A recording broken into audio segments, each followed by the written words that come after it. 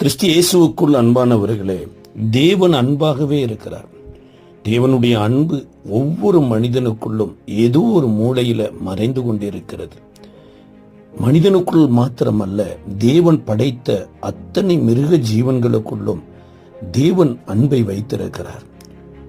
ஒவ்வொரு மனிதனும் ஏதோ ஒரு காரியத்துல அன்பை இழந்ததின் நிமித்தமாகத்தான் அநேக விதமான வேதனைகள், வருத்தங்கள், கஷ்டங்களை சந்தித்து கொண்டிருக்கிறோம்.